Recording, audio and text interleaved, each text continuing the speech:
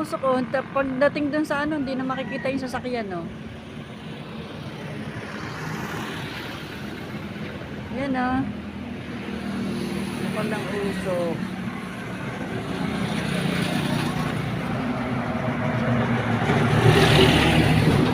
Yan yung truck na yan. Pag pumunta dun sa ano na yon, hindi na siya makikita sa sobrang kapal ng usok. Natatabunan na siya ng usok. Kailangan po ngayon ay ano, face mask paglalabas kasi nga parang nag-aalboroto na naman ang bulkang Taal. Ayun, natabunan na ulit sila ng ano, usok. Grabe na naman ang usok dito oh. Ayan, kung nakikita nyo yan, nandito po kami